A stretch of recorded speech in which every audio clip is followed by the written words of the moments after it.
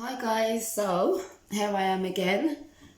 You know, you're going to be doing house chores with me while I pack away these dishes, wash dishes. You know, kids are sleeping there and all that, so, well, in bed. But, so today, anyway, the topic is being in care and having a child in care. So basically, I wanted to talk to you about this because I was reminded, was it 2 days ago, to just carry on with the truth, you know, because I haven't been given all of it. I've been telling you guys, but not going into details, which, you know, yeah.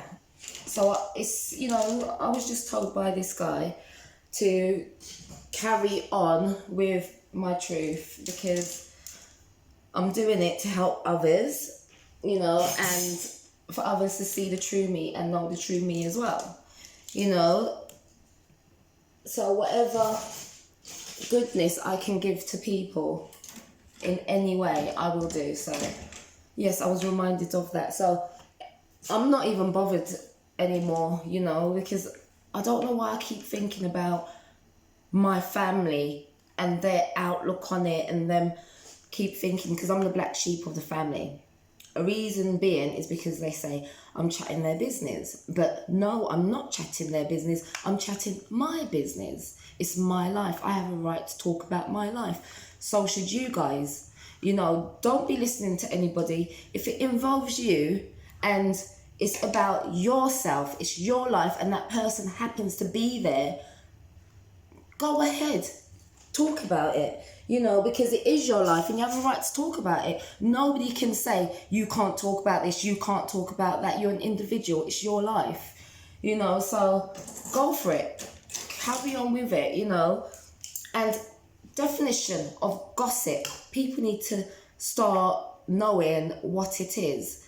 Gossip, prime example now, I'm going to give you an example, is, oh my gosh, look at her. Oh, look at her, she always thinks she's this, she always thinks she's that. Oh my gosh, and you know this with her, she's always like this and blah. That's gossiping, right? It is not, it's just, you just get so fed up of people saying, oh, you know, you're talking about me and this and that. No, I'm not talking about you, I'm talking about my life. But anyway, going into it now, me being raised up in care, I was raised up in children's homes from the age of 5.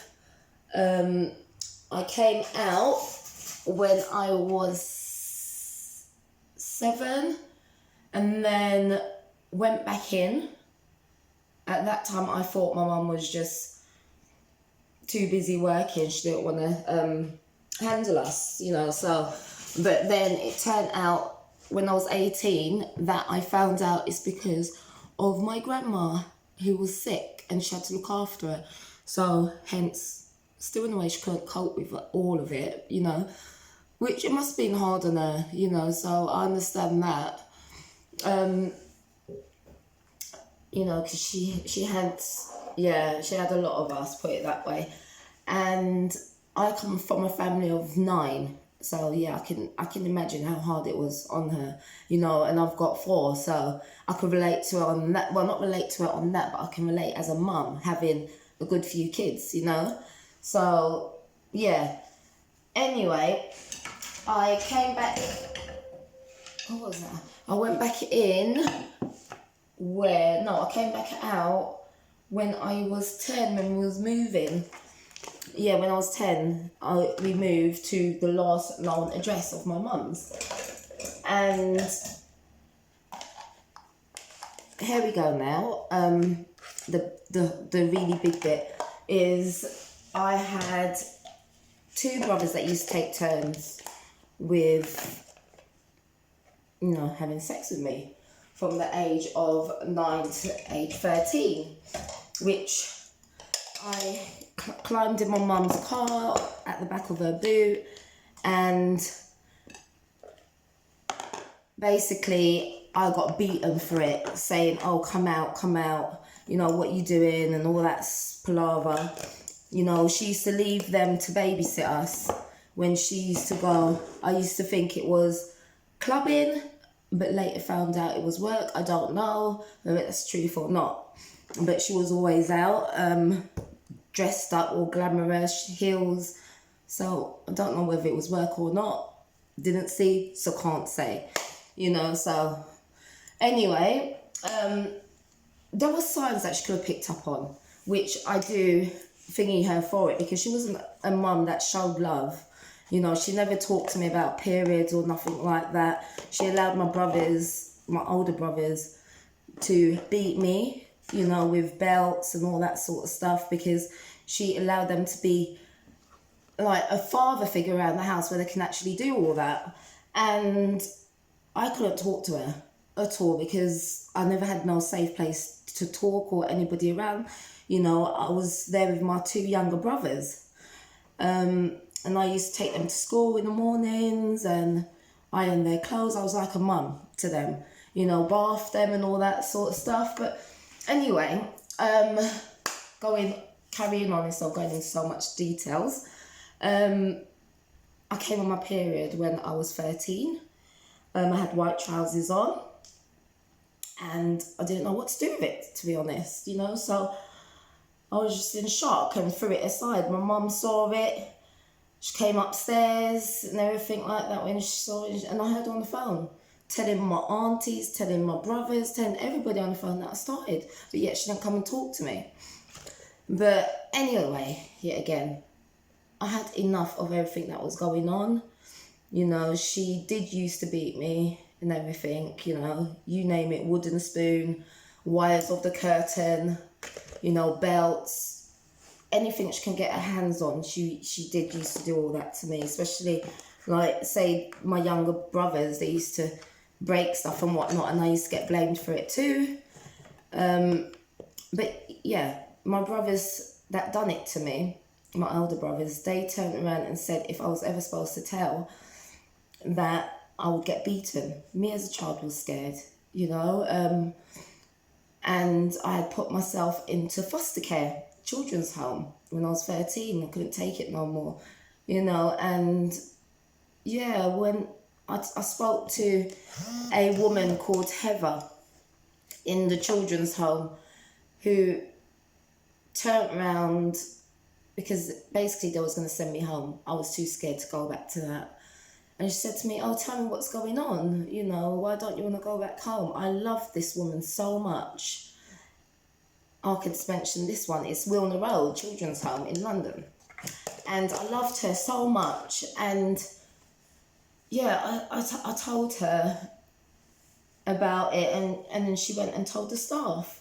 Police came and everything. Yet again, still scared. Didn't say anything. And then the police said to me, oh, your mum said that you're lying. Good, isn't it, to say that about your daughter and whatnot? But yeah, said that I was lying and whatnot. And then she said to me that I put shame on the family being in foster care, and mentioning about all of this, you know, and how black people's not supposed to be in foster care. You know, it's like, it was really, really horrible. I was basically in children's homes and foster homes up until I was 18. And my mum never came to see me. She never got me Christmas cards, wrote letters, presents, birthdays, nothing. You know, so yeah.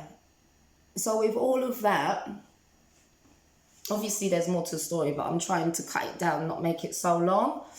So with all of that, it's like, it was horrible.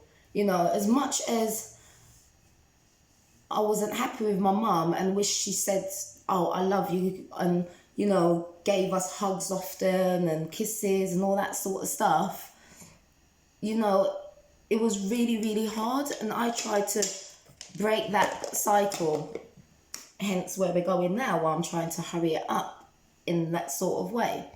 But I tried to break that cycle with my daughter, who is in foster care due to an abusive relationship, and my mum, who went and told social services that I batter my daughter in her head, so my mum can have my daughter. Because when my daughter was born, I had her at 7 months pregnant, and I had to have a cesarean because I was losing so much blood. I lost 500 mils of blood, and that was just there waiting, you know. So they did a C-section on me, put me to sleep, obviously, and, well, not obviously, because some people, anyway, and basically my mum saw my daughter before I did, and my daughter was born on the same day that my brother had died, so she believed that my daughter was reincarnated. These are stuff that she's told me, you know, so these ain't no lie words. I'm not lying at all here. So yeah, so she teamed up when she found out that my ex had got arrested. She teamed up with him thinking, oh, here's my chance to get my daughter.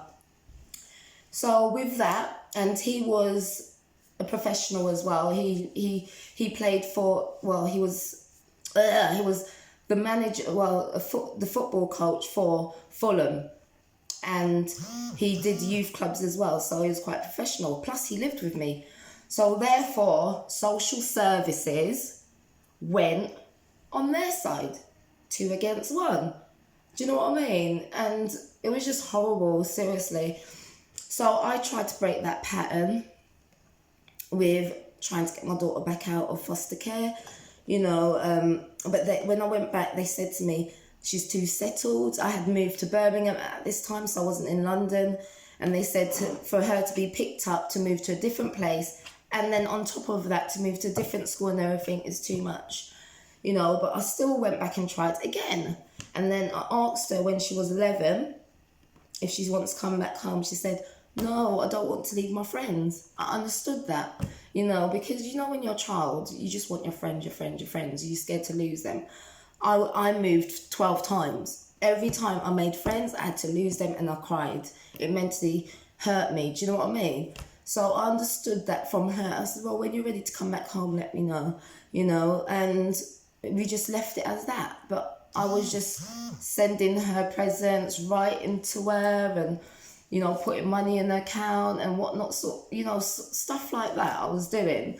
And then when I wasn't seeing her, I was coming up still from Birmingham to see her, you know, in a contact centre, which was crazy. But yeah, so I tried to break that pattern with my daughter. As you can see from my past videos, we've had a few hiccups, you know, but that's the way it goes with relationships, whether it's a partner, you know, friendship, you know, family. That's the way it goes, mother and daughter. Hello. Yeah, so that is just the way it goes, you know, but in time she will understand and see, you know. Yeah, I can't believe my story is finally out. But for me, you're gonna have to walk me because I can't stand here and not put away these dishes. For me, I basically, when it comes down to the care system, I was over, what do you call it? I can't find the words now. I was over giving her stuff because I felt bad her being in care. You know, like, I would put so much money in name brand stuff, whatever. Do you know what I mean? Into it, and then, but it's like less respect, and especially when they're not living with you. We're talking about kids now. I think you guys realise in care, especially when they're not living with you, right? It's harder for you to discipline them. You know, it's really, really hard, and for them to not take the plea with you, you know, and to give you that respect, because they fail to remember you are still their mum and you have been there as much as you possibly can. But then they treat you like you haven't. Do you know what I mean? Her first pads I bought for her, I made sure I did that, you know, even before she came on her period. I got it for her when she was 9, because I know you can start at that time. So I made sure that that wasn't taken away from me and her. You know, I had talked to her about it because we had a girl dog, you know, so you know what happens with girls' dogs. They have that too. You know, so I explained that to her when she was 5 anyway. You know, but I try to do everything I possibly can to be a mum and, you know, to say everything I possibly can and to talk to her on a level, you know, but it's really hard. So what I'm saying to you parents out there with kids, you know, in the foster care system, you know, especially if it's not your fault in that sort of way, you know, don't give in to it. Don't feel like you have to overplease them because you feel guilty. You know, you just have to just still try and be a parent, be there, you know, when you need to. Same thing I said to my daughter. I said, I'm here when you need me, you know, but I'm not going to keep ringing you because I know teenagers need their space, you know, and all that sort of stuff. But I'm here for you when you need me, and that's the most I can do, you know. So just try your hardest to be there, you know. When I was in care, I remember seeing my mum's face at night times when I was sleeping, you know, and obviously that was me as a teenager too, so I can speak on that bit. But they make it so nice in a way when you're in like foster homes and that, you know, they make it cushy where you get so much money, you know, for like your pocket money and your, your clothes money as well, you know. So yeah, that's sometimes part of it why you don't want to leave care as well, you know, because you get basically near enough everything you want. That's how it was with me, and the money has even rised up more from my times. Come on, you know. So yeah, that's about it really. I think I've touched down on majority of stuff, but if you guys want me to answer any questions, feel free to comment down below and I will answer it no matter what, because I'm just like that. No, I am though. I am like that. I'm quite honest and open, you know. So yeah, just go for it, you know, ask whatever you want. I'm trying to remember if there was anything else that I needed to say. I can't remember. But yes, as I said, and please people, with your kids, whether it's boys or female, male or female, with your kids, just make sure you protect them no matter what, because anybody can do that. Because you've got a lot of parents that make their kids sit in any man's lap, even their dad's lap. Do you know what I mean? Anybody can do it. Yes, dads, brothers, uncles, anybody can do that, you know. And that's another thing I was going to say to you guys. Yeah, social services made me see a psychiatrist, you know, saying, about me and my brothers and whatnot. And I said, in a way, to the psychiatrist, I said, in a way, I do, you know, I'm a bit thankful that it did happen to me, because it's allowed me to open up my eyes and protect my kids. Because if it didn't happen, I wouldn't know this was out there in the world, if you get what I'm saying. You know, and he said, how can you say that?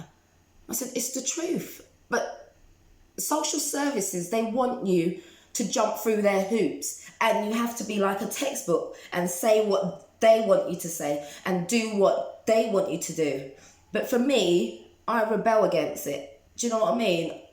I can't do that. I can't be fake. And I've said that to them. I said, no matter what, I said, I know it may jeopardize me with my kids or with my daughter or whatever, but I have to stay true to myself and believe what I believe in, you know. But they wanted me to say different. No, I'm not going to say different, because it's the truth. If this did not happen to me, I would not know it was out there. I would not know that your dad can do it, your uncle can do it, blah, blah can do it, because I was constantly stuck in the house. And on top of that, I was a tomboy.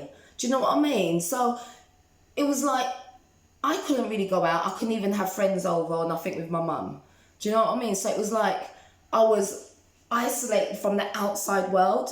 I was just stuck indoors 24/7. And a part of me thinks maybe my mum knew certain things, because she did tell me about the Ray name, hence why I changed my name, because I didn't want to be associated with that name, you know, because it was the Rays that done that to me. And that was my surname. But now my surname's Francis, you know, because I don't want to be associated with that. She got married to a man who already had kids. There we go. Who already had kids as babies. She took them on, which was the 2 boys that done it to me and a girl. Right? These 2, I found out when I was 18 that they're not my brothers or sisters. This is what I'm saying. And I believe that's why they done it to me, because they knew we was not even related. And please tell your kids the truth. Don't hold this stuff away from them. It is not good. They need to protect themselves and they need to protect their other kids as well. Like I had to do. If my mum told me about all of this, which she did tell me about the Ray name, I'm not going to get into that because that's their business, but it was my name, why I'm saying that. So I'm not mentioning names on that bit. Do you know what I mean? That's their problem, if that makes sense. I'm here to talk about myself, if that, yeah, you know what I mean. But yeah, So she knew about it, but she didn't tell me. If she would have told me all of this, I could have protected myself as well. And she should have seen these signs. What's up with her? What's going on? I'm leaving her with these and she's running out. Obviously something's going on. But yeah, anyway, guys, make sure you do that. And please, as well, on top of that, protect your kids, your girls as well. As in, put some shorts underneath their dresses, because you see a lot of them going on monkey bars, spreading their legs open and kicking and all that sort of stuff, even going down the slides. You don't know what perverts are taking pictures or drooling all over your little kids. So you need to protect your kids no matter what. And it doesn't matter, boyfriend, husband, father, dad, as in your dad, you know, uncles, you name it, great uncles, granddad, whatever it is. Protect your kids. Even females could be doing all this too. Do you know what I mean? We can't be biased here now, but I'm just talking on my experience, okay? I'm not leaving you guys out that's not being molested or, you know, not had that experience, but I'm talking on my experience now for the females. But yes, protect your kids no matter what. And yes, you men too, protect your kids, you know? But yeah. All right, guys, I think that's me done. And I'll be back tomorrow with the topic. What was it? What was the topic now? I can't remember. But I'll be back tomorrow. It's been a long day and I need to get some sleep. Look at my eyes. Do you see my eyes? Red. I need to wash off all my makeup. And do you see? Do I go in the light? You see them? I've got really wide eyes, guys, but yeah. But anyway, see, you can see it now. There, red eyes.